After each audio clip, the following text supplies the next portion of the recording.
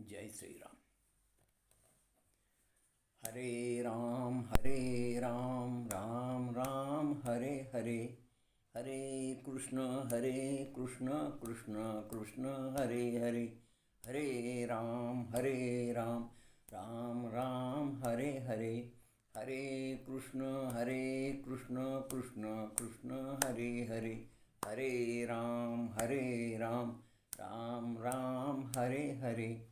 हरे कृष्ण कृष्ण कृष्ण हरे हरे. हरे राम राम राम हरे हरे. हरे कृष्ण कृष्ण कृष्ण हरे हरे.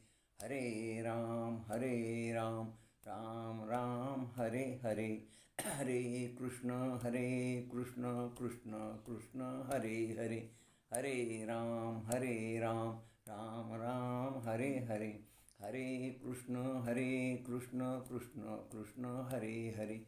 हरे राम राम राम हरे हरे.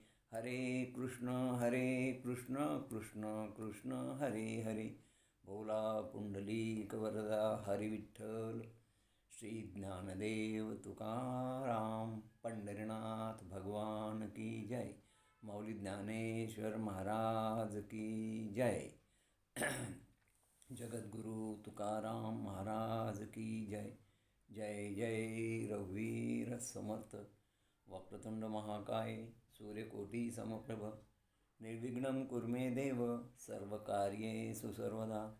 सर्वमंगलमांगल्ये शिवे सर्वात् साधिके. शरण्ये त्र्यंबके गौरी नारायणी नमस्तुते. गुरुर्ब्रह्मा गुरुर्विष्णू गुरुर्देवो महेश्वरा. गुरुर्साक्षात् परब्रह्म तस्मै श्री गुरुवे नमः. जयाचा जनी जन्म नामार्थ झाला. जयाने सदा वास नामात केला. जयांच्या मुखी सर्वदा नाम कीर्ती. नमस्कार त्या ब्रह्मचैतन्य मूर्ती. जरी वनिधेनु आठवी वत्स नित्य. जनन करी कामे बालका पाशी चित्त. तदुपरी गुरुमाये लेकुरा ठेवी प्रेम. श्री सद्गुरु रामानंद तुम्हा प्रणाम. आहे तू जननी मदिय न कळे अज्ञान नीले करू. घाली गे मद प्रेम पाखर सदा. दूरी नको गे धरू. प्रेमे बाहत मुक्त कंठ करुणी नाही दुजे बंधन. प्रल्हादा गुरुराज यानित तुम्हा माझे असो वंदन. जय जय रघुवीर समर्थ. आनंद कोटी ब्रह्मांड नायक राजाधिराज सच्चिदानंद सद्गुरु श्री ब्रह्मचैतन्य रामानंद प्रल्हाद महाराज की जय. जय जय रघुवीर समर्थ. ओम परमात्मने नमः. तेजस्वी व्यासपीठ आणि तुम्ही सगळे श्रोते मंडळी, तुमच्या हृदयस्थ श्रीरामाला या सद्गुरू भक्ताचा नमस्कार. आज गुरुपौर्णिमा. परत एकदा सद्गुरूंचं स्मरण करूया. जयांचे केलिया स्मरण. होय सकळ विद्येचे अनुकरण. तेच वंदू श्री चरण श्री सद्गुरूंचे. आणि तयांना नमस्कारून आता प्रवचन सेवेसाठी घेतलेली ओवी 21 समासी अर्थात जुना दासबोध यातील समास चौथा सद्गुरू लक्षण या चौथ्या समासातली ही 12वी ओवी. समर्थ म्हणतात, प्राणी मायाजाळी पडिले. प्राणी मायाजाळी पडिले. संसार दुःखे दुःखावले. संसार दुःखे दुःखावले. ऐसे जेने मुक्त केले तो सद्गुरू जाणावा. ऐसे जेने मुक्त केले तो सद्गुरू जाणावा. या प्रवचन सेवेसाठीही आपण 21 समासित दासबोधातली ही ओवी घेतलेली आहे. समर्थ रामदास स्वामी 21 समासी या जुन्या दासबोध ग्रंथामध्ये सांगतात की जे प्राणी मायाजात पडले, संसार दुःखात दुखावले, आईची ज्याने मुक्त केले त्याला सद्गुरू जाणावा. सुंदर गुरुची व्याख्या केलेली. आता खरं म्हणजे ही ओवी केवळ 21 समाशी दासबोधातली नाही, तर जो नवा दासबोध आहे समर्थांचा 200 समासाचा, जवळपास 10 पट जास्त ओव्या त्याच्यामध्ये आहेत. या 200 समासी नव्या दासबोधामध्ये देखील ही ओवी आहे. समर्थांनी जुन्या दासबोधातले म्हणजे या 21 समासी दासबोधातले 4 प्रकरण 4 समास जशाचे तसे नव्या दासबोधात घेतलेले. त्याच्यामध्ये एक सद्गुरू लक्षण आहे आणि त्या सद्गुरू लक्षणातली ही ओवी आहे. सत्शिष्य लक्षण आहे, वैराग्य निरूपण आहे, आत्मनिवेदन आहे. हे 4 प्रकरण नव्या दासबोधात जशाचे त्याचे घेतले आणि म्हणून प्रवचनासाठी घेतलेली ओवी दोन्ही दासबोधातली. दोन्ही दासबोधात फरक हा आहे की जुन्या दासबोधात फक्त शुद्ध परमार्थ आहे.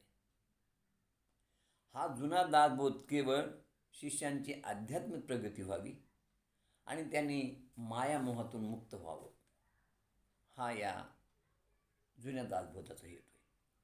पण नवीन दासबोधामध्ये मात्र या समर्थांनी अध्यात्माबरोबरच समाजकारण, राजकारण, प्रपंचकारण, त्यानंतर संघटन चातुर्य, समाज प्रबोधन, व्यवहार ज्ञान अनेक विषय त्याच्यामध्ये आहेत.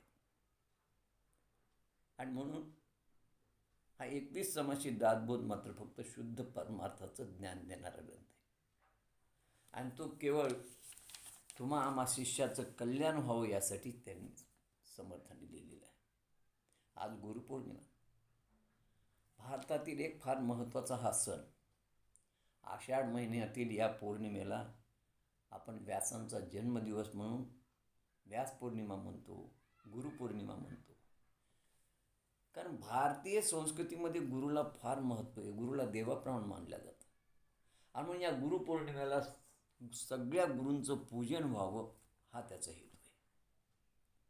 भारतामध्ये गुरुला ब्रह्मा विष्णू महेशाची उपमा दिलेली आहे. गुरु हा साक्षात परब्रह्म मानल्या गेले आणि म्हणून अनुग्रह देणारे जे गुरु आहेत आम्हाला, त्या गुरूंचं आज स्मरण व्हावं आणि त्याकरता आपण या ठिकाणी एकत्र जमलेलो आहोत. गुरुचं महत्त्व अनेक ग्रंथामध्ये वर्णन केले. गुरुगीतेत तर फार छान सुंदर सांगितले. गुरु हे 2 शब्द, या 2 शब्दानं बनलेला गुरु हा शब्द अक्षर. तर गला उकार गु, गुकार, आणि रला उकार रु, रुकार, गुरु. गुकार याचा अर्थ अंधकार, अज्ञान, आणि रुकार याचा अर्थ प्रकाश, ज्ञान. म्हणजे शिष्याच्या मनामधला अज्ञान नाहीसं करणारा आणि त्याला ज्ञान देणारा तो गुरु. अंधारातून शिष्याला प्रकाशाकडे नेणारे गुरु, हे तत्व आहे गुरुचं. आणि खरं म्हणजे या गुकार आणि रुकार या शब्दाचा अजून एक फार महत्त्वाचा अर्थ आहे. गुकार म्हणजे गुह्यते आणि रुकार म्हणजे रुजविणारा. गुह्य तत्वज्ञान शिष्याच्या मनात रुजविणारा तो गुरु, हाही एक अर्थ केला जातो. आता आपल्याला जेव्हा सद्गुरू अनुग्रह देतात, त्या अनुग्रह देताना त्यावेळेस सद्गुरू शिष्याच्या मनामध्ये, अंतःकरणामध्ये हे गुह्यतेचं ज्ञान रुजवित असतात. मग ते नामस्मरणाच्या साह्यानं म्हणा, नामस्मरणासाठी सद्गुरू आम्हाला नाममंत्र देतात.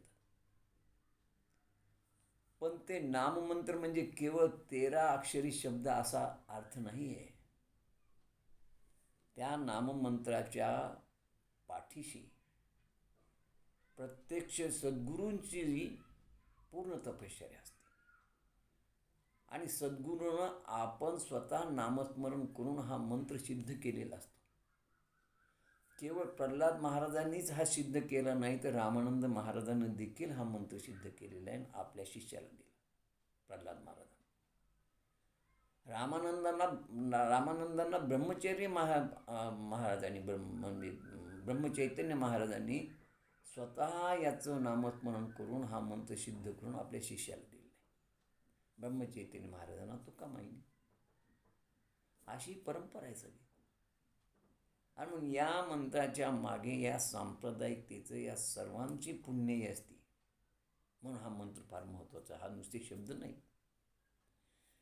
याचं ज्यावेळेस सद्गुरू अनुग्रह देतात त्यावेळेस तो अनुग्रह कानातून तो मंत्र सद्गुरू सांगतात, तेव्हा हे आमच्या अंतकरणात एक कंपन निर्माण होतं, ज्याला व्हायब्रेशन म्हणतात. आणि व्हायब्रेशन शिष्याला बांधून ठेवतं. आपोआप आम्ही गुरुकडे आकर्षित होतो. मॅग्नेट गुरुमध्ये चुंबकत्व असतं आणि त्या चुंबकत्वामुळं आम्ही सगळे त्या गुरुकडे खेचले जातो. खरं म्हणजे गुरुतत्व हे दत्तात्रयाशी पण निगडीत आहे. आपल्याला माहिती आहे ना, आपण म्हटलं ना गुरु ब्रह्मा गुरु विष्णू गुरुदेव महेश्वर, म्हणजे गुरुला ब्रह्मा विष्णू महेशची आपण उपमा का देतो? काय हे तत्व, काच हे गुरु हा या दत्तात्रयाशी निगडीत आहे. दत्तात्रयाला पण दत्तगुरु म्हणतो. ब्रह्मदेव जशी या सृष्टीची उत्पत्ती करतो, विष्णू याचं पालन पोषण करतो, त्याला मार्गदर्शन करतो सृष्टीला, आणि महादेवाचं काम आहे संहार करणे, डिस्ट्रॉय. ज्यावेळेस सद्गुरू तुम्हाला तुमच्या अंतःकरणातून हा नाममंत्र गुरुमंत्र रूपात तुम्हाला सांगतात, त्यावेळेस गुरु काय करतो? गुरु ब्रह्मदेवाचं कार्य करतो. गुरु हा मंत्र तुमच्या अंतःकरणात रुजवितो, उत्पन्न करतो, आणि ब्रह्म त्याचं काम उत्पन्न करण्याचं. विष्णू जसं पालन पोषण करतो, मार्गदर्शन करतो, तसं सद्गुरू तुम्हाला दिलेल्या अनुग्रहाचं शिष्याला वेगवेगळ्या साधनांच्या साह्यानं त्या अनुग्रहाचं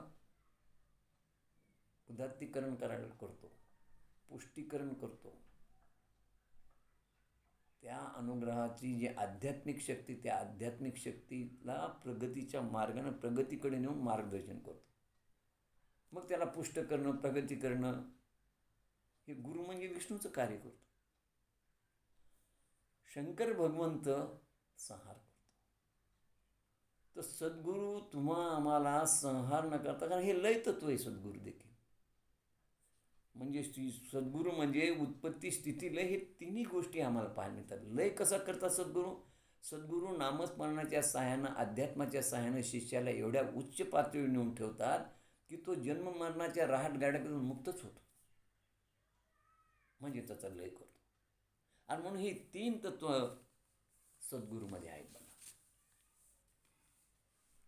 आणि म्हणून सद्गुरूला ब्रह्मा विष्णू महेश देखील म्हणतात. आता खरं म्हणजे आम्ही एका संप्रदायाच्या एका छत्रछायाखाली असतो, आणि सद्गुरू हे आमचे आधारवड असतात. या संप्रदायाची पूर्ण पुण्याई शिष्याच्या मागे असते, आणि आम्हाला त्या गुरुकृपेचा आधार मिळतो. म्हणून सद्गुरूला आधार निर्मालय देखील म्हणतात. अशा प्रकारे सद्गुरूची महती आहे, आणि अशा गुरुची आम्हाला आवश्यकता आहे. का आवश्यकता आहे गुरुची? कारण गुरुबिन ज्ञान नाही, गुरुशिवाय ज्ञानच नाही हो. साधं व्यवहारात जर एखादी गोष्ट जर आम्हाला कळाली नाही, तर आम्हाला कोणातरी मार्गदर्शन घ्यावं लागतं, आणि मग आम्हाला ते कळतं. एक सुंदर दृष्टांत बघा, कुठेतरी मी वाचलेला.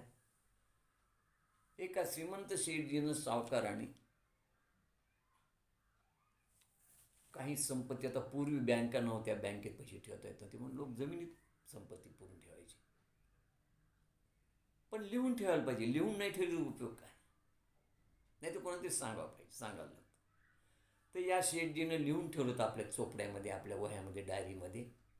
प्रत्येक डायरीमध्ये पहिल्या पानावर, 13व्या पानावर असं त्यांनी लिहिलं होतं की माझं ज्याला गरज पडेल तो माझ्या पिढीमधला एखादा जर दरिद्री झाला, त्याची आर्थिक स्थिती विवंचना निर्माण झाली, तो याचा उपयोग करेल.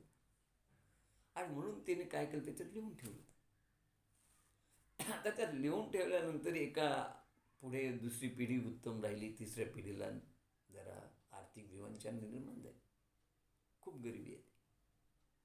मग त्यांना आपलं रद्दी घालाय म्हणून त्या चोपड्या काढल्या, सहज चाळल्यानंतर त्याला एका चोपडीवरती दिसलं, दुसरी चोपडी चाळली त्यात तसंच दिसलं, तिसरी तसंच दिसलं. अरे म्हटलं, हे लिहून ठेवलं म्हणजे मग हे खरं असेल. काय लिहिलं त्यांनी? त्याची एक छोटी बाग होती, त्या बागेमध्ये एक रामाचं मंदिर होतं छान. त्याने लिहून ठेवलं त्याच्यावर की चैत्र शुद्ध नवमीला रामनवमीच्या दिवशी भर 12 वाजता या मंदिराच्या शिखरामध्ये मी 25 लाख मोहरा ठेवले. माझ्या पिढीतील ज्या कोणाला त्याची गरज वाटेल, विवंचना वाटेल, त्याने त्या काढून घ्या. आता हे वाचल्याबरोबर त्याने काय केलं की मजूर आणून ते घुमट काढलं. पण त्या घुमटामध्ये, त्या कळसामध्ये काहीच मिळालं नाही. परेशान झाला. इतकं त्याला वाईट वाटलं की अरे अरे, आर्थिक परिस्थिती नसताना मी उसने पासने पैसे आणून मजुराचे पैसे दिले आणि हे कळस काढला, घुमट पाडलं, पण काही मिळालं नाही. बापदादाची पुण्याई त्यांनी मंदिर बांधले आणि आमच्या हातून ते पाडले गेले. त्याचं त्याला खूप वाईट वाटू लागलं, दुःख होऊ लागलं. आणि तो दुःखी खिन्न अंतकरणे एका झाडाखाली बसला होता. पण तिकडे एक महात्मा आला, ज्ञानी आला. त्याने विचारलं, का रे बाबा, का तू नाराज आहेस? त्याने सांगितलं की असं अशा प्रकारे असं असं घडलं. आणि ती वहीतली नोंद मला खरी वाटली, पण ती वहीतली नोंद बाबा खोटी आहे. कुठे मिळली ती वही? त्यानं ती घराच्या जवळ बसलेला होता रस्त्यावरती. त्यानं जाऊन पटकन ती वही आणि दाखवली. त्या ज्ञानीपुरुषानं ती पाहिली आणि सांगितले, बाबा ही वहीतली नोंद खरी आहे, पण तू एक काम कर म्हणाले, हे आहे तसं घुमटमध्ये बांध म्हणले. कुठून उसने पैसे घे, काही कर म्हणाले, जशा तसं बांध. आणि रामनवमीच्या दिवशी 12 वाजायच्या आधी माझ्याकडे आपण इथं 12ला बरोबर येऊ. त्याप्रमाणे त्याने एकूण तिकून कुठून पैसे, काही घरातलं खेडूक मिडूक काही विकलं आणि ते कळस परत बांधला. बांधल्यानंतर बरोबर रामनवमी दिवशी हा लवकर आला त्यांच्याकडे. त्यांना घेऊन तिथं मंदिरात गेला. 12 वाजायला वेळ होता. त्यांनी मग त्या मंदिरात तिथे फार अवस्था बिकट झाली होती, पण तशाच परिस्थितीमध्ये तिथून त्यांनी त्या रामाला नमस्कार केला दोघांनी, दुरूनच, बाहेरून, कारण मध्ये येण्यासारखी जागाच नव्हती मंदिरात. गाभारा पूर्ण पडायला आलेला होता, फक्त मूर्ती होत्या चांगल्या. दर्शन घेतलं आणि प्रदक्षिणा घातली. त्याला दाखवलं, हे पा म्हणले, इथं जी कळसाची सावली जिथं पडली ना, तिथं म्हणले आता तू खोद. आणि त्या ठिकाणी खोदल्याबरोबर तिथं 25 लाखाच्या मोहरा निघाल्या. व्यवहारामध्ये जर एखादी साधी आम्हाला गोष्ट कळत नाही, त्यासाठी जर आम्हाला कोणाचा तरी सल्ला घ्यावा लागतो, तर अध्यात्म तत्व हे किती अवघड आहे. तिथं तर गुरुबीनं ज्ञान नाही, गुरुशिवाय ते ज्ञानच मिळू शकत नाही. अद्वैत तत्त्वज्ञान, वेदांत तत्त्वज्ञान हे गुरुशिवाय मिळू शकत नाही. आणि म्हणून आम्हाला गुरुची आवश्यकता आहे. आज आपण गुरुपौर्णिमा साजरी करतो. त्यामागचा हेतू काय गुरुपौर्णिमेचा साजरा करण्याचा? आमचा एकच हेतू आहे की सद्गुरूंच्या विचारांचं, सद्गुरूंच्या आचारांचं आणि सद्गुरूंच्या उपदेशांचं स्मरण आम्हाला व्हावं, म्हणून आपण एकत्र येऊन सगळे आम्ही गुरुपौर्णिमा साजरी करतो. आज आम्हाला सद्गुरूंचं स्मरण व्हावं, त्यांचं जागरण व्हावं आणि त्या सद्गुरू तत्त्वाचं स्मरण आज आपण करणार आहोत इथं गुरुपौर्णिमेच्या निमित्तानं. आणि या निमित्तानं मग आपलं अंतःकरण शुद्ध, पवित्र, निर्मळ होणार आहे. आपल्या हृदयातील आत्माराम जागृत होणार आहे आणि आपल्याला फार मोठा एक आनंद प्राप्त होणार आहे. पण हा आनंद, उत्साह एका दिवसापुरता मर्यादित नसावा. हा सदैव आमच्या अंतःकरणामध्ये तेवत राहावा. त्याचं स्फुल्लिंग जागृत राहावं आमच्या अंतःकरणामध्ये.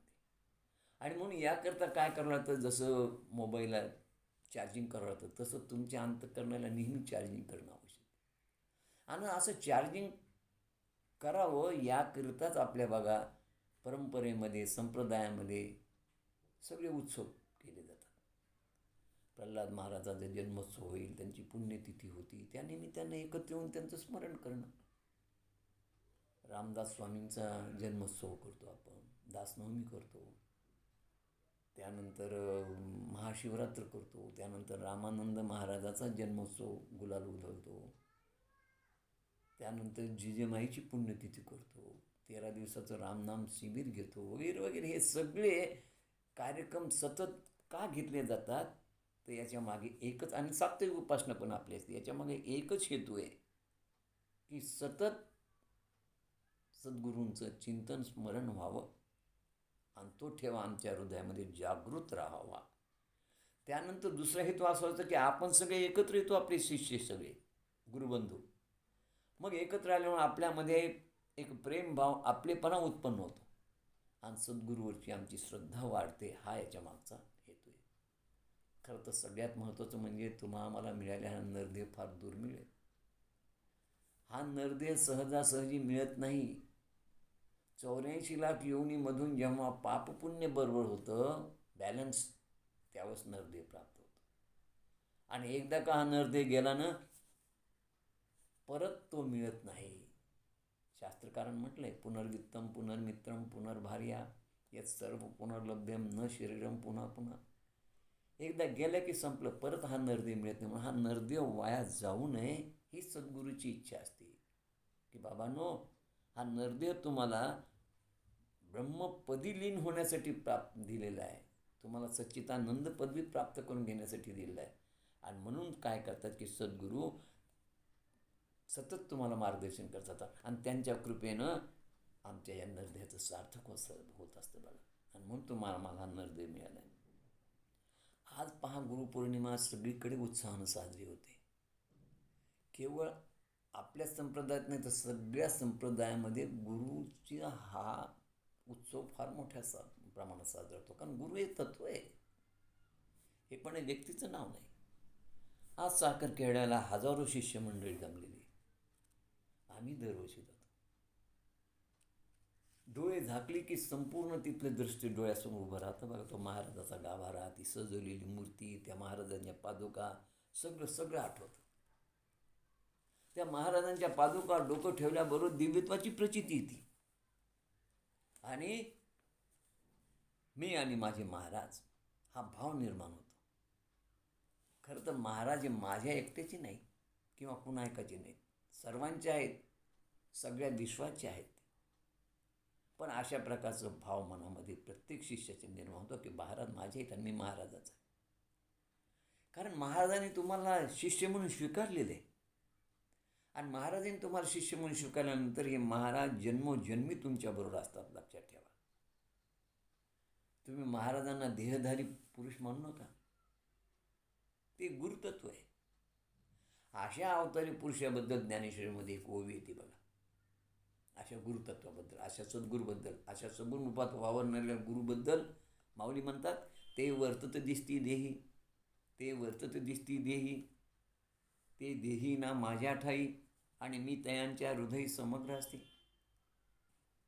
माऊली म्हणतात, अरे बाबा, हे अवतारी पुरुष देह धारण करून भूतलात वागताना दिसतात, आचरण करताना दिसतात, परंतु ते देही नसून ते माझ्या हृदयात असतात आणि मी त्यांच्या हृदयात राहून हे कार्य करत असतो. हे तत्व सगळ्या गुरूंना लागू पडतं बघा. आम्ही जुन्या पिढ्यातल्या लोकांनी प्रल्हाद महाराजांना वावरताना पाहिले, फिरताना पाहिले, सगुण अवस्थेत पाहिले, देहधारी पुरुष म्हणून पाहिलेले, त्यांचे प्रवचन ऐकले, त्यांचं भागवत ऐकलं, त्यांचा सत्संग आम्ही ऐकलेला आहे. तर जरी ते त्यावेळेस देहधारी होते, पण आज ते निर्गुण निराकार रूप आहेत आणि ते आपल्यात वावरत असताना देखील ती रामाच्या हृदयात होती आणि राम त्यांच्या हृदयात होता. म्हणून हे महाराज त्यावेळेस आज निर्गुण आहेत, पण त्यावेळेस ते सगुण रूपात होते.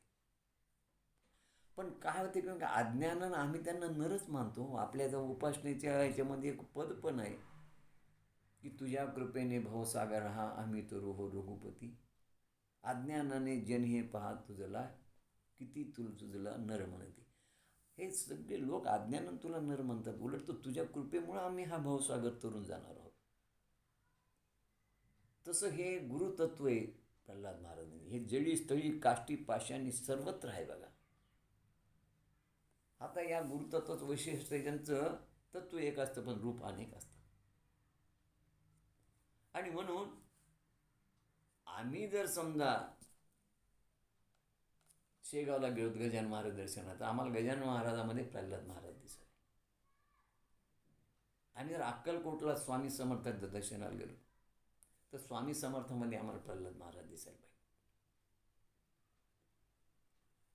आम्ही जर गोंदवलेला गेलो होतो मग चैतन्य महाराजांच्या रूपात आम्हाला प्रल्हाद महाराज दिसावे. रामानंद महाराजाच्या रूपात आम्हाला प्रल्हाद महाराज दिसावे. सज्जनगडला समर्थाचं दर्शन घ्यायला गेल्यानंतर समर्थाच्या रूपात आम्हाला प्रल्हाद महाराज दिसावे. समर्थांना पांडुरंग देखील रामरूपात दिसला होता. पांडुरंगाचं दर्शन घेतलं, रामरूपात दर्शन झाल्यानंतर त्यांनी अभंग लिहिला तिथे, येथे उभा का श्रीरामा मनमोहना मेघश्यामा, चाप बाण काय करिले कर कटावरी ठेविले. अरे तुझं धनुष्यबाण कुठे गेला तुझे, तर तू कमरेवर हात ठेवले. कारण हे सगळे तत्व एक असते. आणि म्हणून म्हटलेलं आहे, ज्या ज्या स्थली हे मनदाय माझे त्या त्या स्थली हे निजरूपे ठेव तुझे, मी ठेवितो मस्तक ज्या ठिकाणी तेथे तुझे सद्गुरू पाय दोन्ही. असे हे सद्गुरू एक तत्व आहे. त्यांचं कार्य फार अतिमोलाचं आहे बघा सद्गुरूंचं. शिष्याच्या जीवनात जेव्हा अनुग्रह दिला जातो, स्टेप बाय स्टेप आमची प्रगती कशी होती बघा. अनुग्रह दिल्यानंतर सद्गुरू अध्यात्म म्हणजे काय, नरदेहाचं सार्थक कशात आहे, अध्यात्माच्या वाटेत येणारे अडथळे कोणते, अध्यात्माच्या वाटेत येणारे धोके कोणते, तुमचे पतनाच्या वाटा कोणत्या, सद्गुरू निष्ठा कशी ठेवावी हे पण सद्गुरू समजावून सांगतात. तसेच सगुण साधना कशी करावी, निर्गुण साधना कसं करावी, या सगळ्यांचे धडे आम्हाला शिष्याला कळत न कळत सद्गुरूकडून प्राप्त होतात. आणि हे परब्रह्म पहा, हे परब्रह्म मानवरूप धारण करून गुरुरूपात अवतार घेऊन तुम्हा आम्हाला सगळ्याला त्यांनी अनुग्रह दिला आणि तुमच्या आमच्या सगळ्यावर त्यांनी कृपेचा वर्षाव केला. असं हे परब्रह्मरूपी तत्व म्हणजे प्रल्हाद महाराज. मी त्यांना श्रीमंत प्रल्हाद महाराज म्हणतो, समर्थ सद्गुरू प्रल्हाद महाराज. का? श्रीमंती म्हणजे पैशाची श्रीमंती नाही त्यांच्याकडे, आणि नव्हती. सामान्य माणसासारखं त्यांचं जीवन जगले होते, परंतु त्यांच्याकडे कशाची श्रीमंती होती, का श्रीमंत त्यांना म्हणायचं, श्रद्धेची, वैराग्याची, साधनेची, उपासनेची ही त्यांच्याकडे फार मोठी शिदोरी होती. आणि म्हणून हे कल्याणकारी तत्व आहे. आणि लयकारी तत्व पण आहे. लयकारी का म्हणतात, तर हे तत्व आम्हाला जन्म मृत्यूच्या रहाट गाडग्यातून सोडवतं. हे परब्रह्म आमच्या पिंडीमध्ये, पिंडात देहात आहे, तेच ब्रह्मांडात आहे बघा. सुरुवातीला अनुग्रह घेतलं तेव्हा आम्ही कच्च्या असतो, कच्चं मडकं. पण हळूहळू गुरुकृपेकडे हे मडकं पक्कं होतं. आम्ही प्राथमिक अवस्थेत असतो. आणि प्राथमिक अवस्थेत असल्यामुळे अज्ञात म्हणजे काय ते काही फार कळत नाही. नामजप करतो, गुरुनं दिलेल्या साधना उपासना कळत नसलं तरी पदं म्हणतो, पाठ करतो, त्याचा अर्थ जरी समजत नसला तरी. पण हळूहळू त्या शिष्याची बुद्धी विकसित झाली आणि त्याला त्या सगळ्याचं ज्ञान होत जातं, आध्यात्मिक ज्ञान. आणि सद्गुरूचा बोधही कळतो, सद्गुरूचा उपदेशही त्याला हळूहळू कळतो. एकदा मला आठवतं आहे, मला महाराजांनी सहज बोलताना म्हटलं होतं, बाळा तू 21 दासबोध वाचतोस का? एक लक्षात ठेवा, सद्गुरू फार महत्त्वाचं मोजकंच बोलत असतात.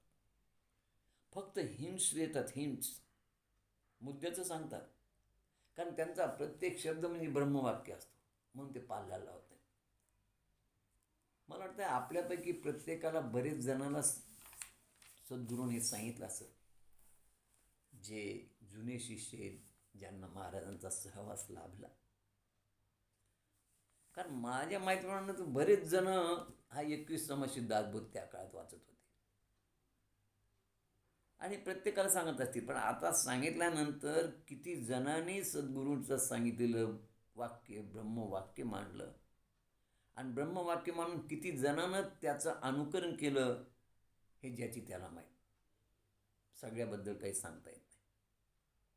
कदाचित काही लोकांनी वाचलं असेल, काही नाही. परंतु एक माझं वैयक्तिक मत आहे की ज्यांनी ज्यांनी सद्गुरूंनी सांगल्याप्रमाणे हा 21 समाशी दासबोध वाचनात ठेवला ना, त्यांना प्रल्हाद महाराज कळाले. 1973ला मी अनुग्रह घेतला. अनुग्रह घेतल्यानंतर आपला सगळ्या शिष्याप्रमाणे हे कच्चं मडकं पक्वदशेकडे वाटचाल करू लागलं. नामस्मरण, उपासना आणि जिथं जिथं काही कोणाचं श्रवण भक्ती असेल, कीर्तन असेल, प्रवचन असेल, ऐकावं. काही छोटे छोटे धर्मग्रंथ वाचावे, छोटे छोटे पुस्तक वाचावं. खरं म्हणजे अनुग्रह घेतला त्यावेळेस तुम्ही आम्ही सगळेच कोणीच सुज्ञ नसतं, सगळे आपण ब्लँक असतो, कोरे असतो. पण हळूहळू ही अध्यात्माची आवड आम्हाला निर्माण होती. आणि लगेच 1-2-4 वर्षात परत महाराजांचा सहवास लाभला. 1978ला परभणीला महाराज आले. मी त्यांना घरी नेलं, पाद्यपूजा केली, माझ्या मंडळीनं अनुग्रह घेतला. त्यावेळेस मला आठवतं त्या गाडीमध्ये जीपमध्ये महाराजांनी निवड तेव्हाच जीप घेतलेली होती. विनायकराव धानोरकर होते, प्रकाशराव बामणीकर होते, अजून कोणीतरी 1-2 होते. त्यावेळेस मला महाराज म्हणले, बाळा रोज जप करतोस ना? मी म्हटलं हो महाराज, रोज जप करतो. दुसरा प्रश्न विचारला, तू 21 समाशी दासबोध वाचतोस का, जुना दासबोध? मी म्हटलं नाही महाराज. महाराजांनी सांगितलं, बाळा तो ग्रंथ रोज वाचावा, तो रोज वाचण्यात ठेवा, म्हणे तुझे कल्याण होईल. एवढंच महाराज बोलले. दुसऱ्या दिवशी म्हणजे त्या दिवशी महाराज हे कार्यक्रम संपल्यानंतर पाद्यपूजा वगैरे केल्यानंतर मला ती चुटपुट लागली की आपल्याला हा ग्रंथ मिळाला पाहिजे. आणि तो ग्रंथ मी प्राप्त केला. महाराजांचं हे सहज सांगणं म्हणजे हितोपदेश होता बघा. मी तो ग्रंथ विकत घेतला. तो ग्रंथ तेव्हापासून माझ्या आज वाचनात आहे. मी तो आजही वाचतो. त्यावेळेस हा ग्रंथ मिळत नव्हता म्हणून मी शरदराव मेरेकरांना कार्ड टाकलं. तेव्हा 10 पैशाचं कार्ड, मोबाईल नव्हता, फोन नव्हता. आणि त्यांना विनंती केली की बाबा हा 21 समाशी दासबोध कुठे मला मिळेल, तुमच्या वाचनात नक्की असणार. तेव्हा मी वाचतोच म्हणले रोज. महाराजांनी मला सांगितलं. मग त्यांनी मला नागपूरच्या एका बुक स्टॉलचा पत्ता पाठवला, ते 10 पैशाच्या कार्डावर. मी त्या बुक स्टॉलला त्या 10 पैशाच्या कार्डावर माझा पत्ता देऊन कळवलं की मला VPद्वारे तो ग्रंथ पाठवावा. पूर्वी ती सोय होती, VPP. पोस्टाने यायचा, पैशाची ग्रंथाची किंमत आणि पोस्टाचे पैसे द्यायचे, संपलं. तो ग्रंथ मला प्राप्त झाला. तो आजपर्यंत ग्रंथ मी इथं वाचतो बघा. हा 21 समाशी दासबोध काय आहे आणि तो वाचल्यानंतर माझी त्याच्याबद्दल काय भावना झाली. अहो हा ग्रंथ नव्हे श्री प्रल्हाद. माझं तर म्हणणं आहे हा 21 समाशी जुना दासबोध हा ग्रंथच नाही, प्रत्यक्ष प्रल्हाद महाराजच आहेत. त्यांची ती वाङ्मयीन मूर्तीच आहे. प्रल्हाद महाराजांकडे जर पाहिलं, त्यांचा तो शुद्ध परमार्थ, त्यांचा तो सत्संग, हे सगळं पाहिल्यानंतर लक्षात येतं की 21 समाशी दासबोधामध्ये जे काय आहे ते तंतोतंत प्रल्हाद महाराजांमध्ये आम्हाला पाहायला मिळतं. हा ग्रंथ म्हणजे प्रल्हाद महाराजांच्या जीवनाचा गाभा आहे, पायाच आहे. आणि म्हणून मी या दासबोधाला प्रल्हाद महाराजांची वाङ्मयीन मूर्तीच मानतो. म्हणून मी म्हणतो हा ग्रंथ नव्हे श्री प्रल्हाद. का महाराज या ग्रंथाचं आचरण करा म्हणून सांगतात आम्हाला? मला असं वाटतं बरं, अजून एक माझं मत आहे आणि मी ते माझ्या या ग्रंथामध्ये पण ओळीबद्ध केले. काय मत आहे माझं? मला असा समज वाटतं, माझं वैयक्तिक मत, कोणाला पटेल किंवा न पटेल, की हा ग्रंथ समर्थांनी 1630 साली लिहिला आणि प्रल्हाद महाराज 1893 साली वेणी ग्रामीण सगुण रूपामध्ये अवतरले. आणि मग मला असं वाटतं राहून राहून की कदाचित समर्थ रामदास स्वामीच या ग्रंथाचं अनुकरण करण्यासाठी, तो आचरणात आणण्यासाठी प्रल्हाद महाराज रूपात तर जन्मले नाही ना. आणि म्हणून मी त्यावेळेस या प्रल्हाद चरित्रामृत ग्रंथात आणि या प्रल्हाद विजय ग्रंथात ती ओवी आहे माझी. की दासबोध ग्रंथ समर्थी रचिला, तो आचरण्या पुनरपी जन्मला, प्रल्हाद रूपी आम्हा भेटला सद्गुरू समर्थ. कारण हा ग्रंथ जो आहे खरं म्हणजे समर्थाने उद्धवासाठी लिहिला. आणि हेतू काय होता की उद्धवानं आध्यात्मिक ज्ञान प्राप्त करावं, आध्यात्मिक प्रगती करावी. जे समर्थांना उद्धवाच्या बाबतीत वाटतं तेच प्रल्हाद महाराजांना तुम्हा आम्हा शिष्यांच्या बाबतीत वाटतं की उद्धवाप्रमाणे तुमची आमची प्रगती व्हावी. आणि म्हणून प्रल्हाद महाराजांनी अनेक शिष्यांना सांगितले की हा दासबोध ग्रंथ तुम्ही वाचनात ठेवा. अहो, हा महाराजांचा फार अत्यंत आवडता ग्रंथ होता. ग्रंथ लिहिला त्यावेळेस समर्थांचं वय 20 वर्षाचं होतं. आणि हा ग्रंथ समर्थानं टाकळी नाशिक येथे लिहिला. कोणासाठी? 10-12 वर्षाच्या शिष्यासाठी. त्याचं नाव उद्धव. हेतू हा होता की साधक दशेपासून सिद्ध अवस्थेपर्यंत पोहोचताना मायामोहामध्ये या उद्धवाने फसू नये. तो मायामोहात फसला की त्याची प्रगती होणार नाही. हेतू होता की त्याची आध्यात्मिक प्रगती व्हावी. बघा, जुन्या दासबोधाचा रचना काळ आहे 1630 आणि स्थळ नाशिक. आणि नव्या दासबोधाचा रचना काळ आहे 1660. आता हा 1630ला लिहिला हा 21 समासी दासबोध हे छोटं लघुकाव्य आहे. परंतु 1660 साली शिवथर घडला. समर्थांनी 200 समासाचा बृहत ग्रंथ लिहिला, मोठा दासबोध, तो शिवथर घडला. आता जुन्या दासबोधात जो काही शुद्ध परमार्थ आहे तो शुद्ध परमार्थ मला प्रल्हाद महाराजांच्या जीवनात परिपूर्णतेने पाहायला मिळाला. काय या ग्रंथाचा वर्णविषय, का समर्थ तुम्हाला हा ग्रंथ वाचा म्हणतात? तुम्ही 21 समासी दासबोध पहा, काय त्यातले प्रकरण आहेत. 21च समास आहेत, 21च प्रकरण आहेत. आणि का आग्रह करतात? या ग्रंथामध्ये आम्हाला खरं शुद्ध परमार्थाचं ज्ञान होणार आहे. यात तुम्हाला निर्गुण काय, निराकार काय, ब्रह्म काय, माया काय, आत्मज्ञान काय, सद्गुरू काय, तुम्ही कोण, तुमच्या स्वरूपाचं ज्ञान या ग्रंथातून मिळतं. या भूताला तुम्ही का जन्माला आले, तुम्ही काय करतायत आणि काय करायला पाहिजे, क्या करे और क्या न करे, याचं मार्गदर्शन या ग्रंथातून आम्हाला पाहायला मिळतं. सद्गुरूचं लक्षण, शिष्याचं लक्षण, वैराग्य निरूपण, त्यानंतर दृश्य जगताचा निराश, मीपणाचं निरसन, आत्मज्ञान, त्या आत्मज्ञानातील अडथळे आणि देहबुद्धीतून आत्मबुद्धीकडे कसे जावे, असे 21 विषय 21 प्रकरणातून 21 समासातून या समर्थाने मांडलेले आणि अत्यंत सोप्या शब्दामध्ये. आणि म्हणून हा ग्रंथ आपण वाचावा, त्यामुळे आपली निश्चित प्रगती होणार आहे, असा आग्रह महाराजच करत होते. तर हा 21 समासी दासबोध म्हणजे परीस आहे, परीस. ज्याला त्याचा स्पर्श झाला त्याचं सोनंच झालं, लक्षात ठेवा. आणि या परिसाचा स्पर्श होऊ नये, त्या शिष्याचं सोनं होऊ नये, याकरता तुमच्या आणि सद्गुरूच्या मध्ये येणारी ही माया आहे. आणि मायेमध्ये आम्ही फसू नये, आम्हाला दिव्य ज्ञानाची प्राप्ती व्हावी, म्हणून आम्हाला प्रल्हाद महाराज सतत मार्गदर्शन करतात की बाबा तुम्ही देहबुद्धी सोडा, मायेचा त्याग करा, आत्मबुद्धीकडे वाटचाल करा. एवढंच नाही तर एवढंही बरेचदा सांगतात की बाबा तू देह नाहीस, तुला या खोट्या मीचा म्हणजे देहाची जाणीव झाली की तू या खोट्या मीचा त्याग करशील आणि तुला खरा मी कळेल. समर्थाने उद्धवाला हेच दिव्य ज्ञान दिलं आणि त्याच्यावर कृपा केली, त्याच्या जीवनाचं सार्थक झालं. म्हणून सद्गुरू हे परीश आहेत. समर्थाने जशी कृपा केली तशी प्रल्हाद महाराज देखील आमच्यावर कृपा करतात. पण का आमच्या जीवनाचं सोनं होत नाही? त्याचं कारण आहे की कधी कधी आपण नाही म्हणलं तरी मायामोहात फसतो.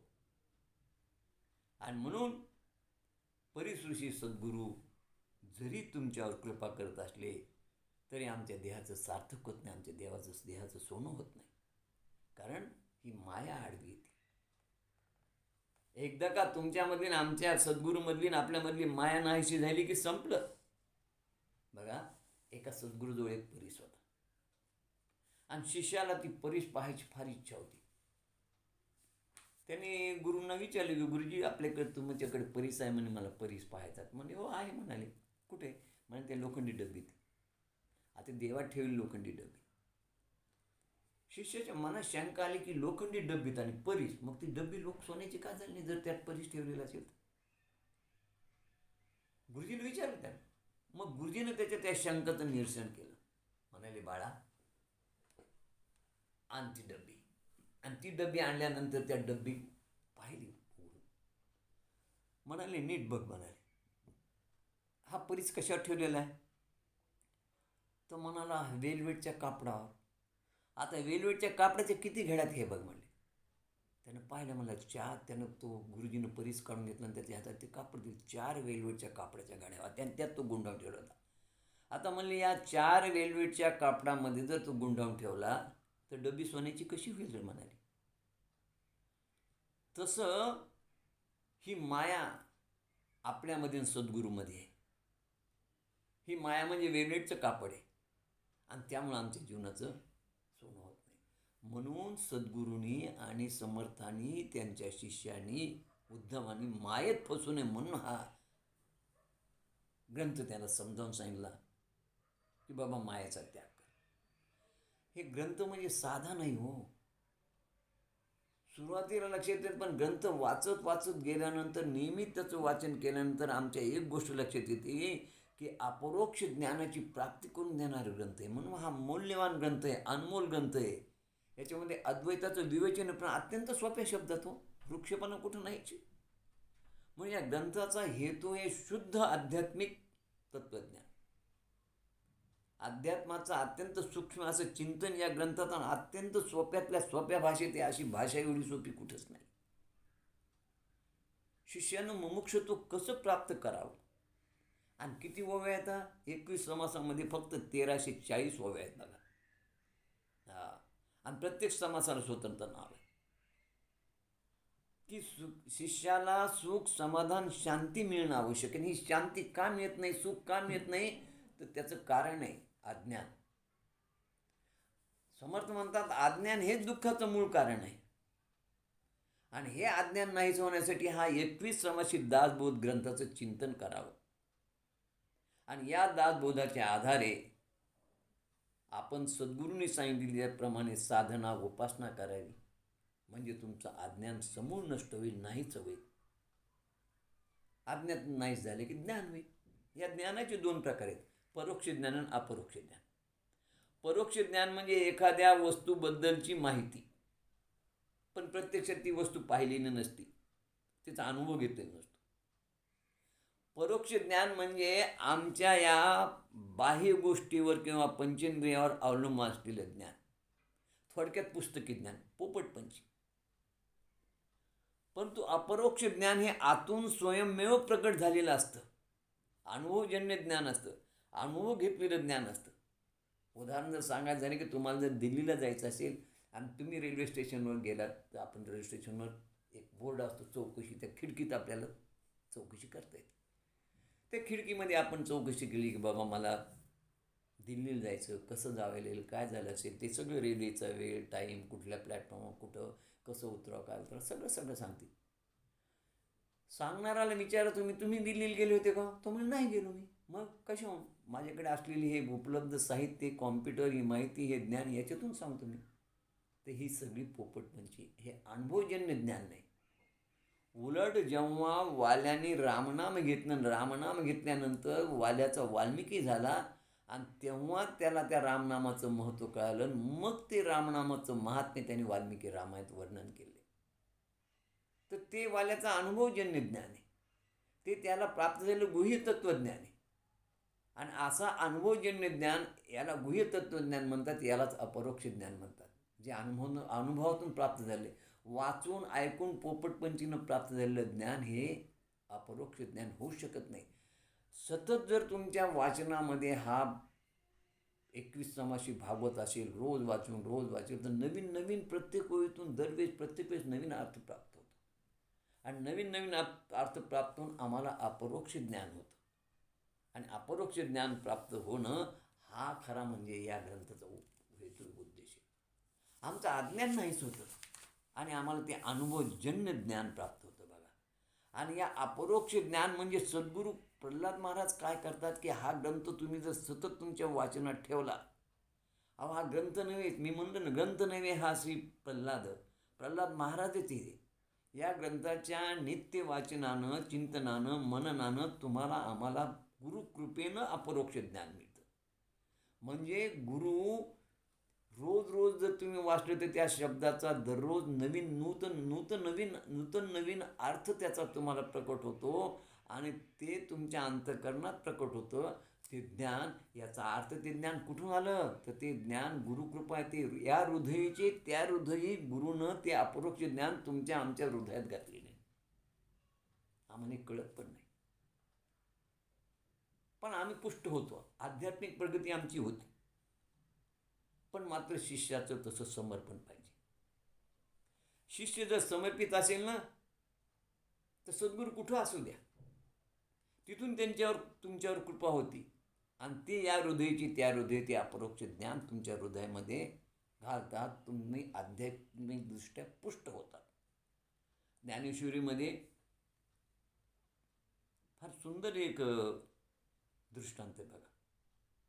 13व्या अध्यायामध्ये 75-76 ओवी आहे.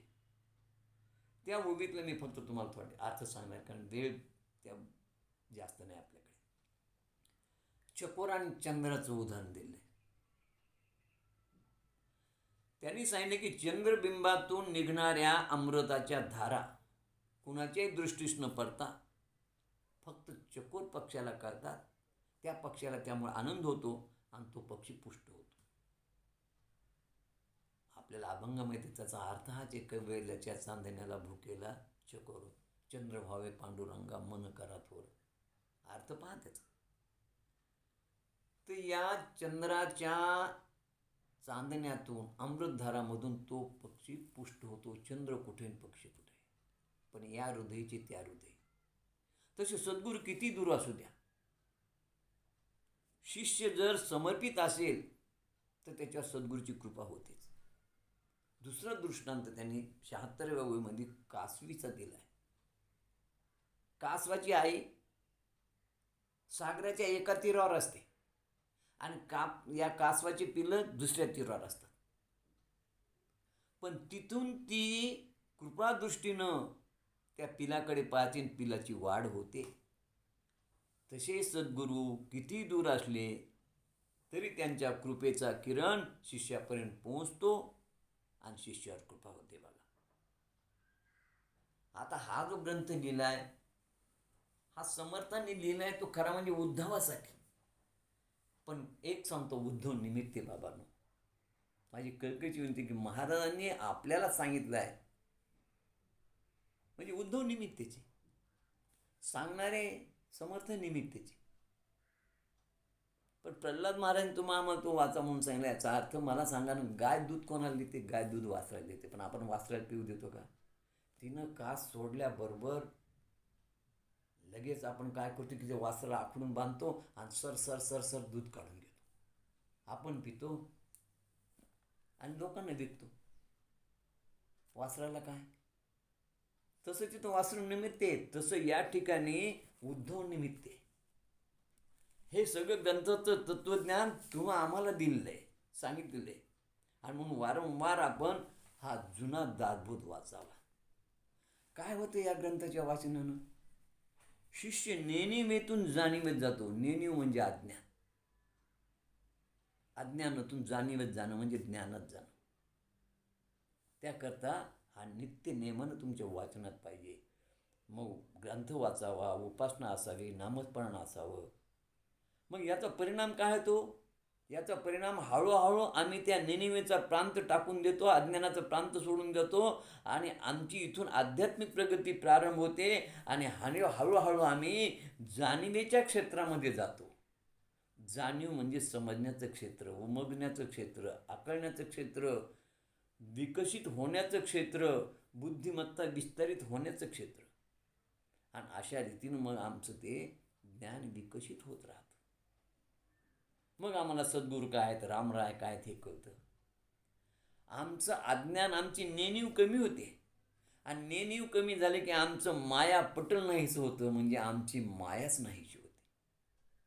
आणि माया नाहीशी झाल्यानंतर आमच्या अंतःकरणात खरं ज्ञान होतं आणि आम्ही त्या निनिवेच्या प्रांतामध्ये जातो. आणि निनिवेच्या प्रांतात गेलं की शिष्याची आध्यात्मिक प्रगती होती.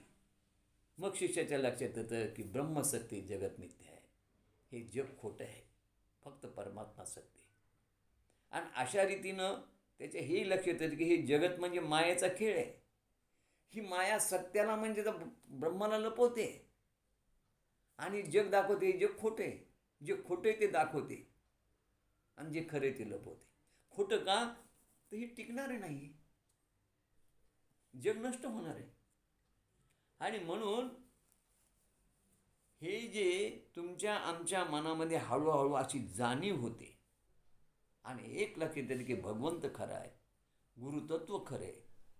आणि मग आमचं या अलक्ष्यावरचं म्हणजे या मायावी जगतावरचं लक्ष नाहीच होऊन त्या म्हणजे या लक्ष्यावरचं लक्ष का, कारण डोळ्यानं दिसतं, अलक्ष का, ते डोळ्यानं दिसत नाही.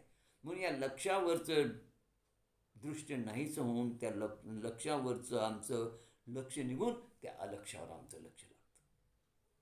आणि अशा रीतीनं जाणीवेचा, ज्ञानाचा आमच्यामध्ये आविष्कार होतो आणि त्या ज्ञानाच्या प्रांतात आम्ही जातो. बघा, आमचा गूढ रहस्यमय प्रवास सुरू होतो, आमच्या आंतरिक अवस्थेत बदल होतो. आणि म्हणून आपल्याला या नेणिवेतून जाणिवेत जायचं असेल तर तुम्हाला प्रयत्न करावा लागतो. दोन गोष्टी आहेत, प्रयत्नाची पराकाष्ठा आणि सद्गुरूवर विश्वास. या दोन गोष्टी महत्त्वाच्या आहेत.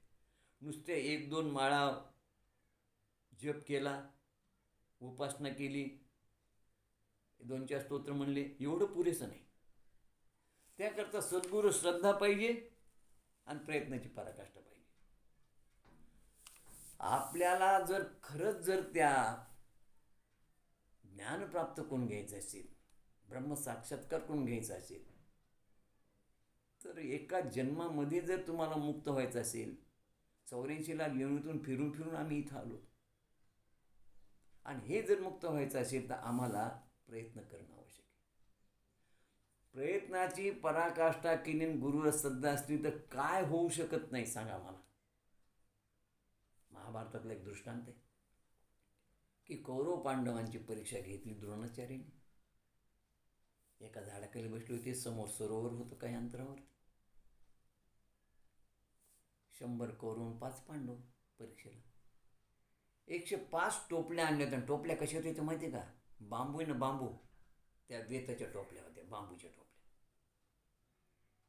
आणि 105 जणांना दिल्यानं सांगितलं त्या समोरच्या सरोवरातलं पाणी भरून इथं आणा टोपलीमध्ये.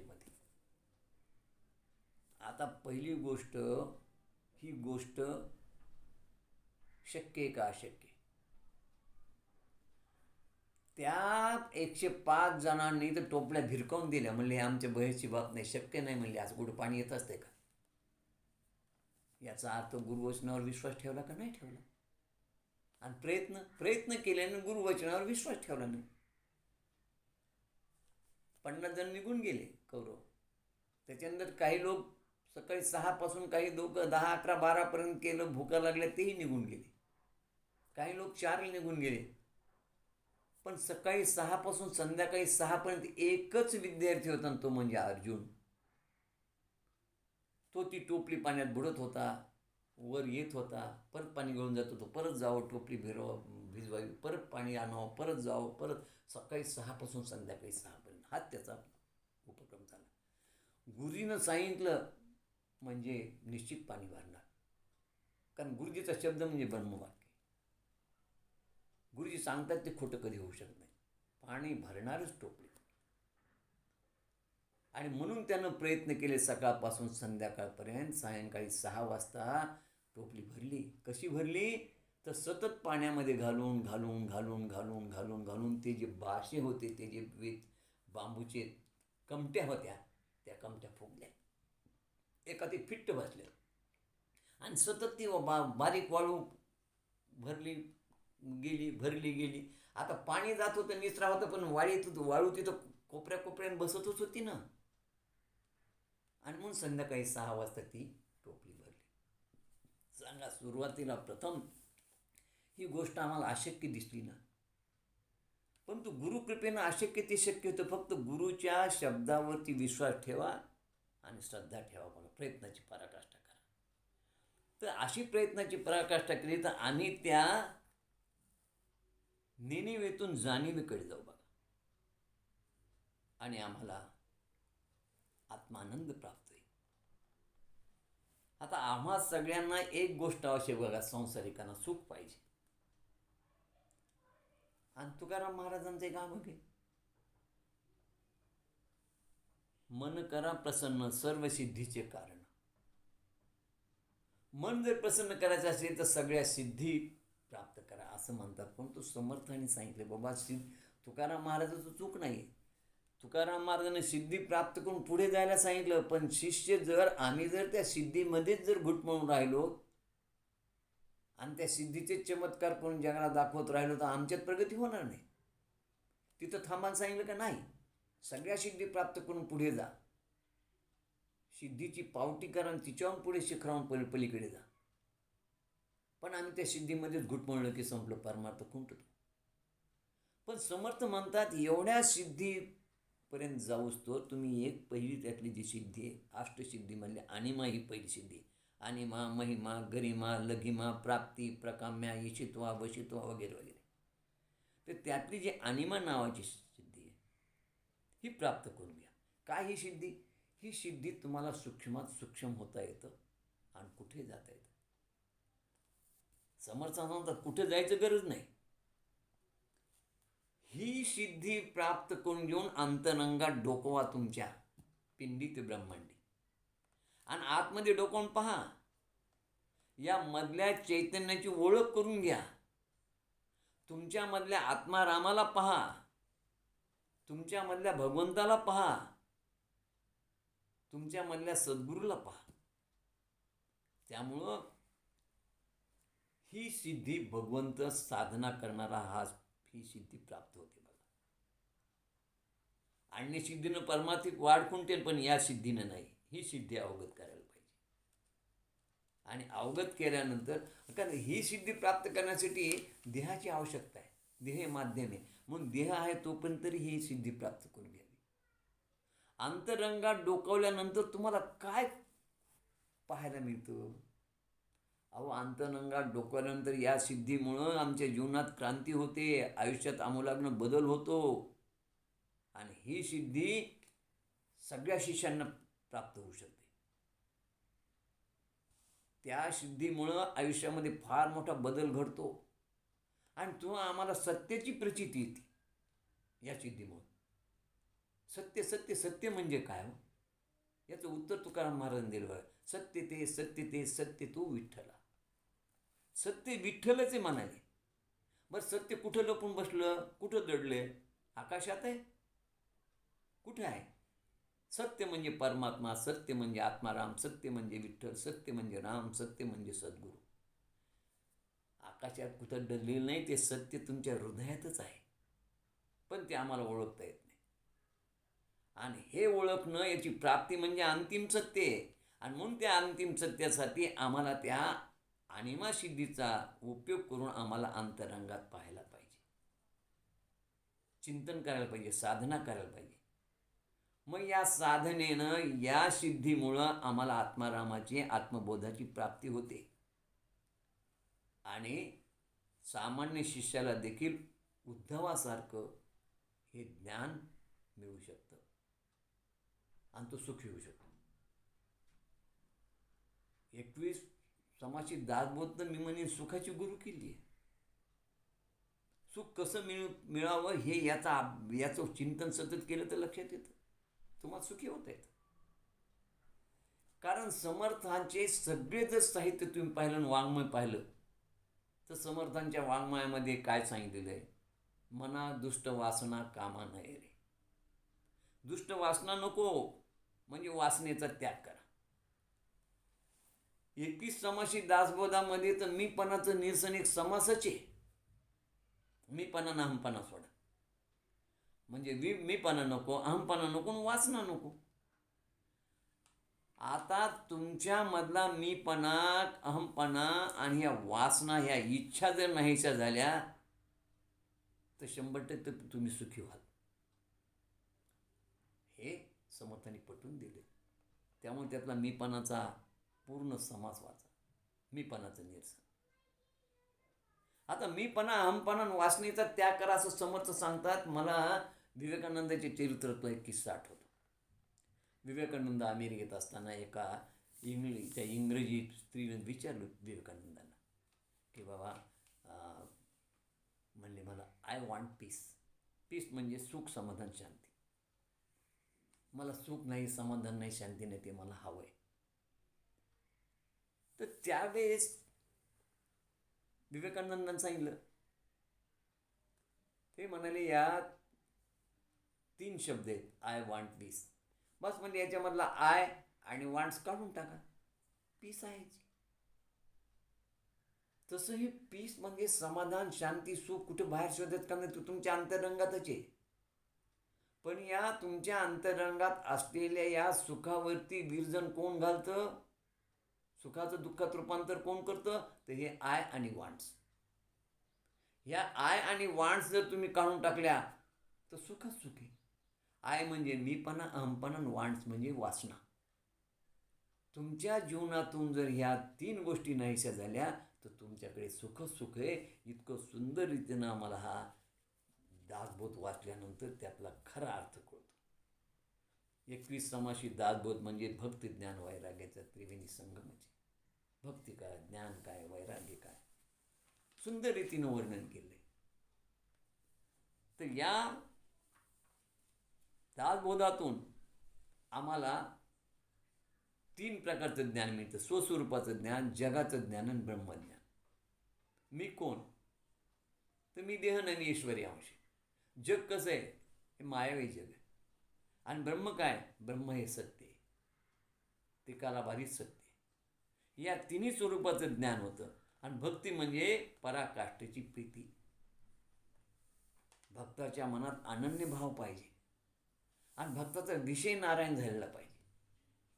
भक्ताची व्याख्या करताना तुकाराम महाराज म्हणतात, भक्त ऐसे जाना जे देही उदास, गेले आशा पास सोडून या, विषय तो त्यांचा झाला नारायण, ना आवडे जनधन माता पिता.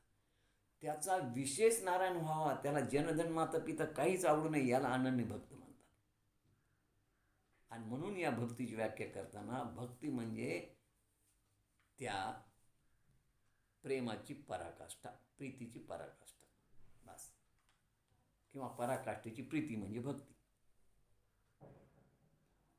म्हणजे ज्ञान मिळालं 3 प्रकारचं, स्वस्वरूपाचं, या जगाचं ब्रह्मज्ञान.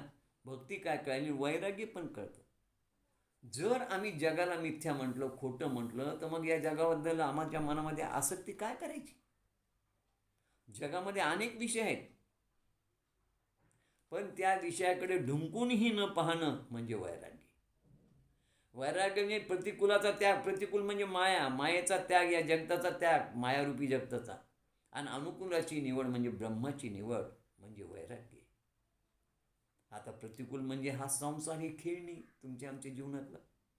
आणि अनुकूल म्हणजे परमात्मा, परमेश्वर. एक सुंदर दृष्टांत थोडक्यात सांगतो. एक कुटुंबात आई वडील मुलगा होता. मुलगा बिचारा लहान होता बा, आणि मुलाचे वडील ऑफिसला गेले. पण जाताना मात्र आई स्वयंपाक करू शकली नाही, कारण मुलाला ताप आला होता. मुलगा सारखा रडू लागला. आता संध्याकाळी आल्यानंतर स्वयंपाक आवश्यक आहे.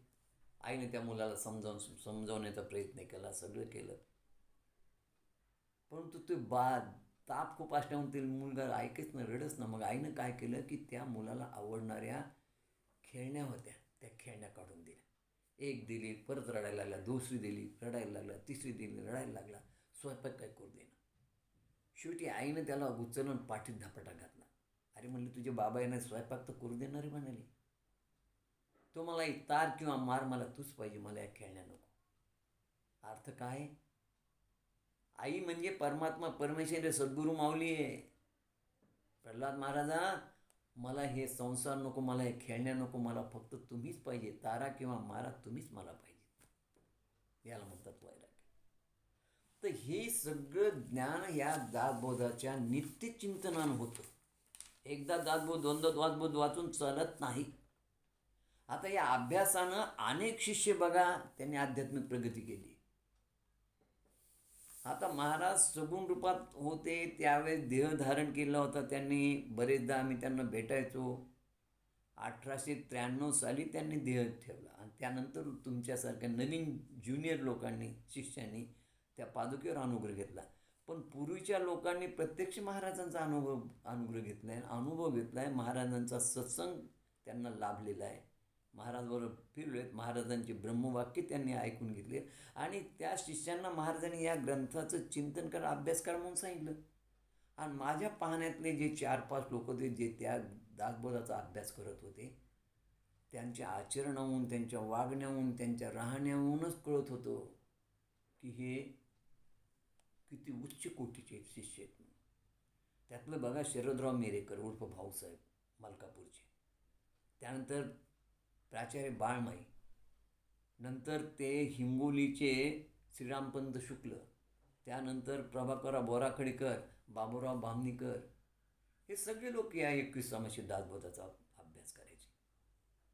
आणि या 21 समाशी दासबोधात कशी यांच्यामध्ये हे कसे शिष्य म्हणून घडले. आता सुरुवातीला मी तुम्हाला सांगितलं, कोणी ब्रह्मज्ञानी असतो, महाज्ञानी असतो, प्रत्येकजण जन्माला येतो त्या असतो अज्ञानीच असतो. पण सद्गुरू कृपेने यांच्यामध्ये जे घडत गेले ना, एक तर घरातले सुसंस्कार, त्यातून अनुग्रह घेण्याची इच्छा, मग अनुग्रह घेतल्यानंतर सद्गुरूनही त्यांचा अनुग्रह देऊन स्वीकार करणं, त्यानंतर मग त्यांनी नामस्मरण, नित्य उपासना, साधना आणि त्यात भर पडली ती 21 समाशी दासबोधाच्या वाचनाची. आणि त्यामुळे त्यांची प्रगती झाली. आणि या प्रगतीतून हा ग्रंथ वाचल्यानंतर त्यांना ब्रह्म काय, माया काय हे कळालं. मिथ्या जगताचं ज्ञान झालं की हे जगत खोटं आहे, मिथ्या आहे. आणि अशा रीतीनं नामसाधना झाली. नामसाधनेबरोबर या 21 समाशी दासबोधाचं चिंतन झालं आणि त्यांची आध्यात्मिक प्रगती झाली. आणि या प्रगतीमधून ते त्या ईश्वराशी एकरूप झाले. मी तर म्हणेल की आज हे सगळे शिष्य महाराजांच्या चिरणी लीन झाले. ते रामाच्या गावाला गेले, रामाच्या वस्तीतच त्यांचं आज वास्तव्य.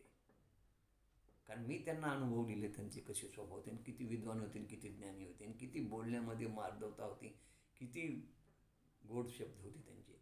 आणि सुंदर प्रवचन करायचे, तत्त्वज्ञान सांगायचे, ज्ञान सांगायचं एखादं कोणी विचारलं तर. या 21 समाशी दासबोधातला अजून एक तुम्हाला सांगतो की या अभ्यासानं आमचं मीपणाचं निरसन होतंच, कारण 13 समाज त्याच्यावरच आहे. आणि मीपणाचं निरसन झालं की मग तुम्हाला आत्मज्ञान प्राप्त होतं आणि आमचा अहंभाव कमी होतो, मीपणा कमी होतो आणि आम्ही सद्गुरूला शरण जातो. शरणार्थी भाव आमच्या मनामध्ये येतो. एक जनार्दन स्वामीचं म्हणजे नाथ महाराजांचं एक आरती आहे, त्या आरतीमध्ये बघा त्यांनी काय म्हटलेलं आहे, दत्तात्रयाची आरती. मी तूपणाची करी बोलवणं, एका जनार्दनी तू दत्त जाण. नाथ महाराज म्हणतात, मी तूपणाची तुमची बोलवण झाली, तुमच्यातला मी तूपणा नाहीचा झाला की तुम्ही दत्त एकच आहात. तसं आमच्यातला मी तूपणा नाही झालं की आम्ही प्रल्हाद महाराज एकच आहोत, आम्ही राम एकच आहोत. नाथ महाराजांनी म्हटलेलं आहे. तसं हे मीपणाचं निरसन व्हायला पाहिजे. ह्या 13वा समास हा स्पेशल त्याच्यावरती या 21 समाशी दासबोधामध्ये. ज्याचं मीपणाचं निरसन गेलं त्याला खरं जीवन कळालं. सहजची मीपण ज्याचे गळाले हो, जीवन त्याला कळाले हो. मीपणा म्हणजे जीवपणा, मीपणा म्हणजे देहपणा. मीपणा जिथं मीपणा, जीवपणा, देहपणा संपतो तिथं ईश्वरपणा सुरू होतो बघा. जीव हा ईश्वराचा अंश आहे. जीव म्हणजे मी, आणि हा ईश्वराचा अंश आहे बघा, आणि हा ईश्वरातच विलीन होणार आहे. म्हणून या मीचे दोन प्रकार आहेत, एक खरा मी आणि दुसरा खोटा मी. खरा मी म्हणजे आतमध्ये त्या आपण अंतरंगात डोकावून पाहिल्यानंतर जो आतमधला आत्माराम दिसतो, आत्मा दिसतो, तो खरा मी आहे. आणि हा वरचा तुम्हाला दिसणारा पंचमहाभूतानं बनलेला हा खोटा मी आहे, ज्याला आपण देह म्हणतो. मग या देहानं, खोट्या मीनं त्या आत्म्याला जाणून घेतलं, त्याला आत्मज्ञान प्राप्त होतं.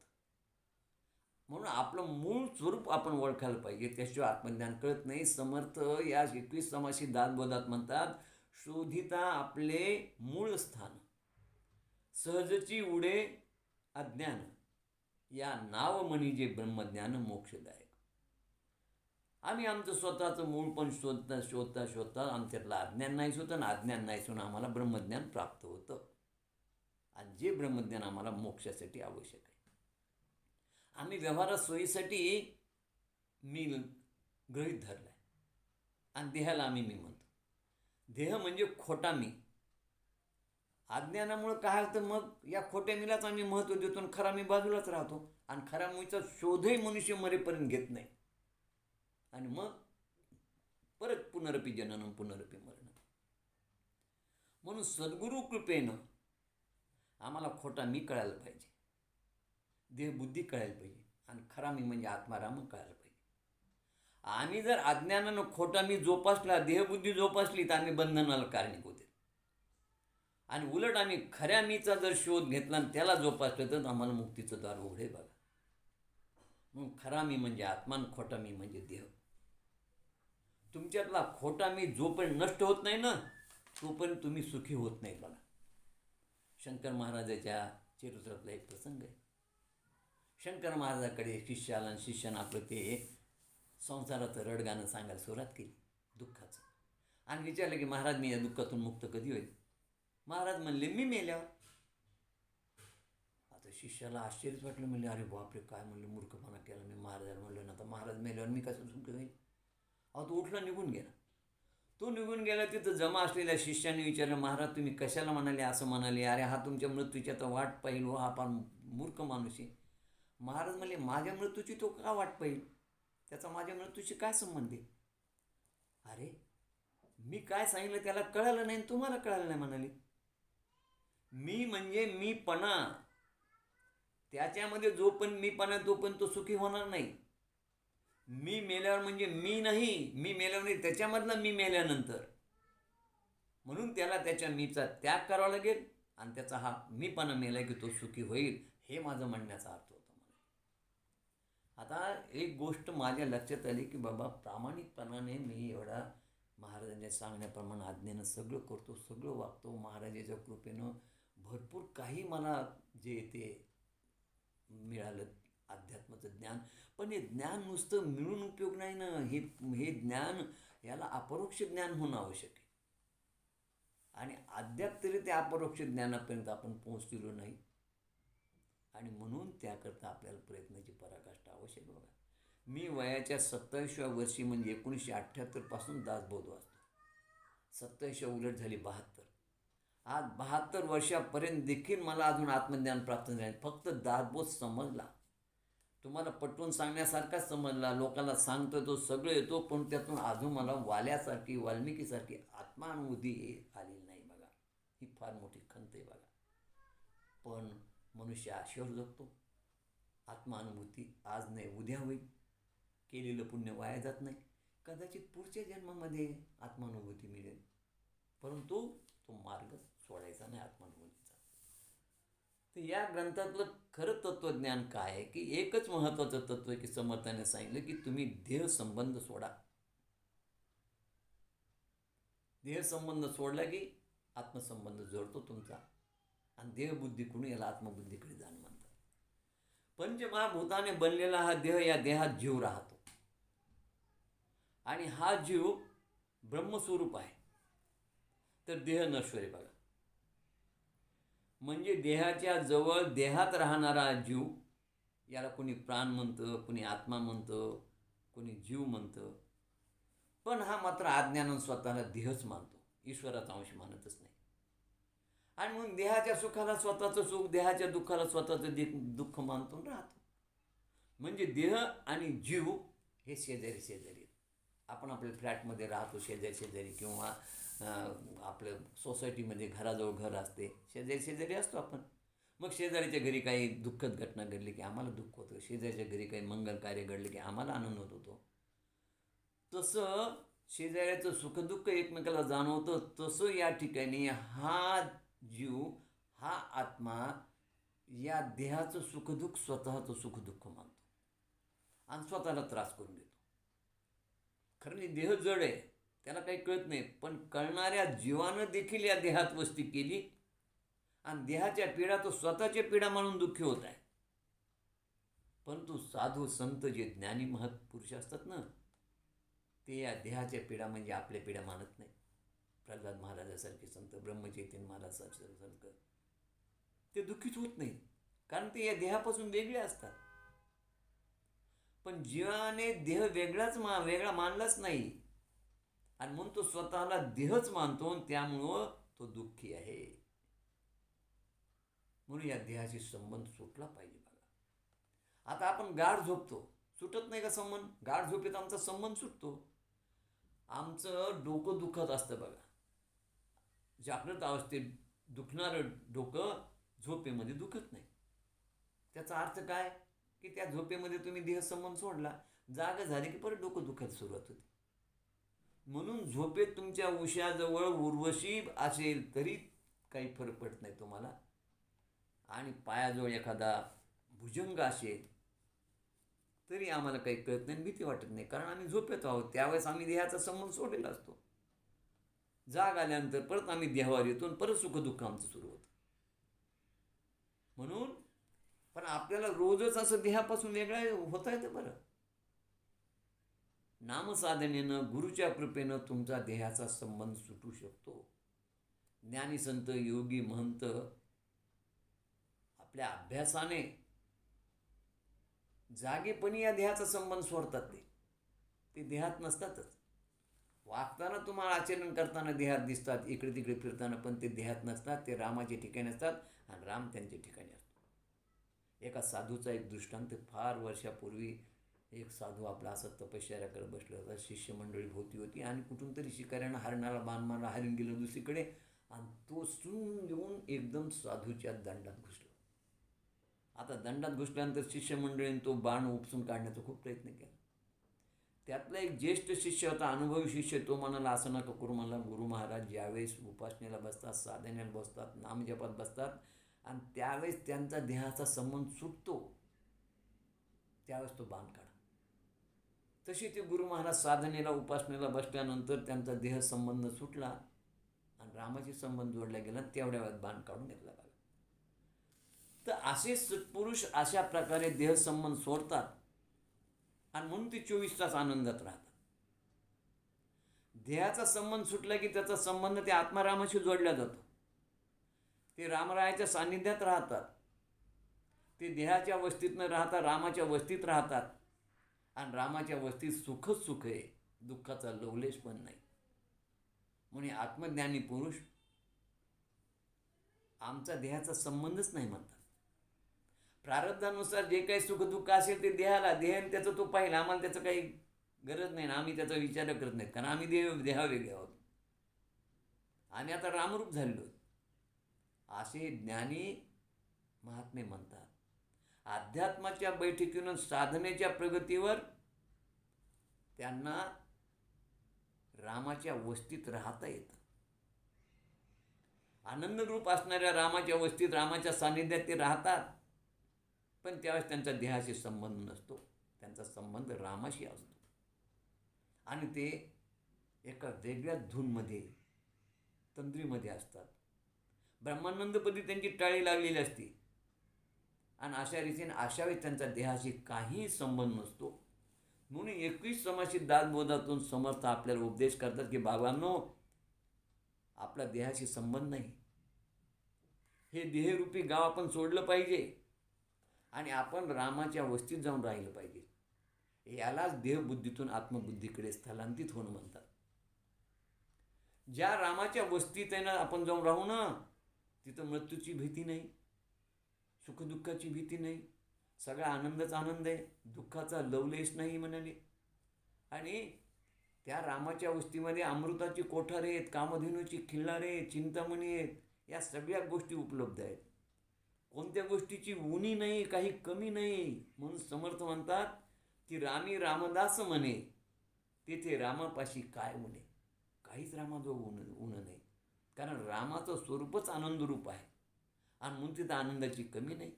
म्हणून रामाच्या वस्तीमध्ये आपण जायला पाहिजे. म्हणून जाऊ रामाची या गावा, घेऊ तेथेची निवारा, घेऊ तेथेची निवारा. 21 समासित दासबोधाच्या मार्गदर्शनानं साधनेनं तुम्हा आम्हाला रामाच्या वस्तीपर्यंत पोहोचता येतं. आपल्या ठिकाणी ईश्वर भक्ती निर्माण व्हावी, अंतःकरणामध्ये तुमच्या रामाबद्दल प्रेम निर्माण व्हावं, तुमच्या हृदयामध्ये भक्तीचा पाझर फुटावा. आणि यासाठी 21 समासित दासबोध काळजीपूर्वक वाचा. ज्यानं मन शुद्ध होईल, चित्त शुद्ध होईल आणि मनात तुमच्या ईश्वरी भक्ती उत्पन्न होईल. श्रीराम श्रीराम श्रीराम श्रीराम श्रीराम श्रीराम श्रीराम श्रीराम श्रीराम श्रीराम श्रीराम श्रीराम श्रीराम. सेवेला पूर्णविराम. अनंत कोटी ब्रह्मांड नायक राजाधिराज सच्चिदानंद सद्गुरू श्री ब्रह्मचैतन्य रामानंद प्रल्हाद महाराज की जय. जय जय रघुवीर समर्थ.